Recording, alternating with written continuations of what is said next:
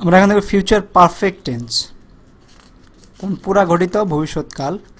তো পুরা ঘটিত ভবিষ্যৎকালের সংজ্ঞাটা আমরা আগে দেখে নিই। ভবিষ্যৎকালে কোনো নির্দিষ্ট সময়ের মধ্যে কোনো কাজ হয়ে যাবে বোঝালে বা দুইটি কাজের মধ্যে একটি আগে হবে বোঝালে ফিউচার পারফেক্ট টেন্স হয়। অবশ্য ভবিষ্যৎকালে দুইটি কাজের মধ্যে যে কাজটি আগে হবে তার ফিউচার পারফেক্ট এবং যে কাজটি পরে হবে তার সিম্পল প্রেজেন্ট টেন্স হবে। তো আমাদের যদি কোনো একটা নির্দিষ্ট সময়ের মধ্যে কোনো একটা কাজ হয়ে যাবে ভবিষ্যৎ বোঝায় তাহলে এটা ফিউচার পারফেক্ট টেন্স হবে। অর্থাৎ দুইটি কাজ হবে তার মধ্যে একটা আগে ঘটবে, সেটাকে ফিউচার পারফেক্ট টেন্স হবে এবং পরের অংশটুকু সিম্পল প্রেজেন্ট টেন্স হবে। তো আমরা একটা উদাহরণ দেখি। ওই সময়ের মধ্যে আমি চিঠি লিখে রাখবো। I shall have written the letter by that time. ওই সময়ের মধ্যে আমি চিঠি লিখে রাখবো। I shall have written the letter by that time. তো এটার বাক্য গঠন করার নিয়ম কি? সাবজেক্টের পর সাহায্যকারী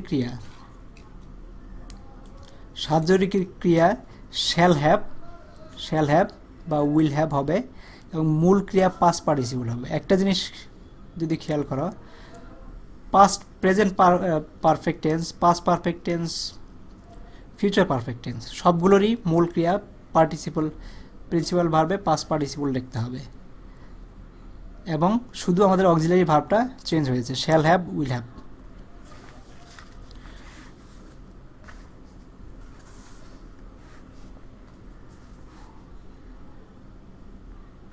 তো এইখানে আমরা যদি একটা বাক্য লিখি, যদি আমরা বলি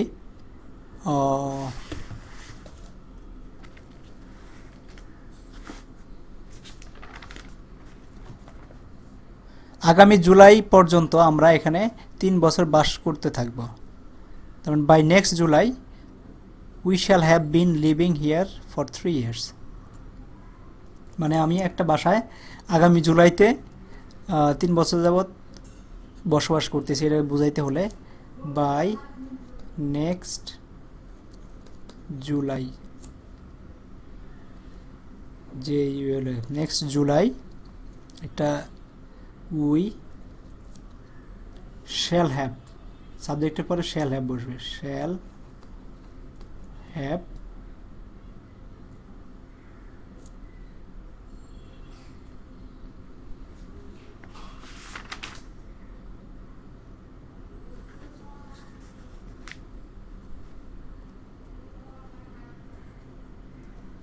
অথবা forget about this.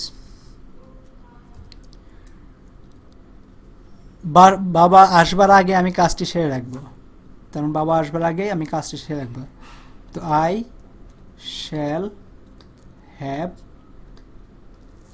Done, do এর past participle done the work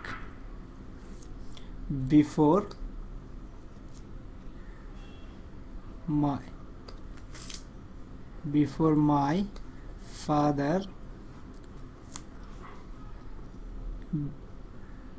comes. এটা প্রেজেন্ট কামস হবে, মাই ফাদার কামস। এটা যেহেতু থার্ড পারসন সিঙ্গুলার নাম্বার কামের সাথে এর যোগ হয়েছে, কারণ এটা প্রেজেন্ট ইনডেফিনিট টেন্স হবে।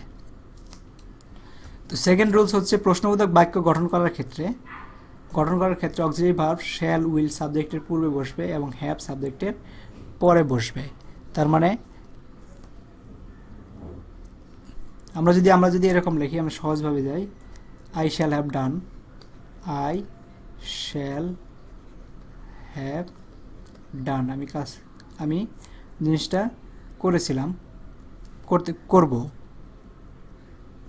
এটাকে যদি করি প্রশ্ন মধ্যে শ্যাল আই হ্যাভ ডান, এটা কোশ্চেন মার্ক, শ্যালটা বা উইল যদি থাকে উইলটা সামনে চলে আসবে, হ্যাভটা ওইখানেই থাকবে, তারপরে ক্রিয়া বসবে, ক্রিয়া পাস্ট পার্টিসিপল যেটা সেটাই থাকবে।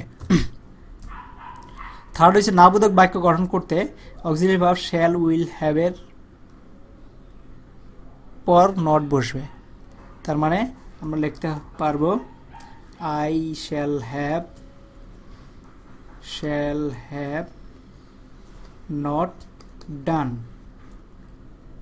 I shall have not done, এরপরে শ্যাল হ্যাভ বা উইল হ্যাভ এর পরে নট বসাইতে হবে। তো এই ছিল আমাদের আজকের ভিডিও। তো থ্যাংক ইউ ভেরি মাচ।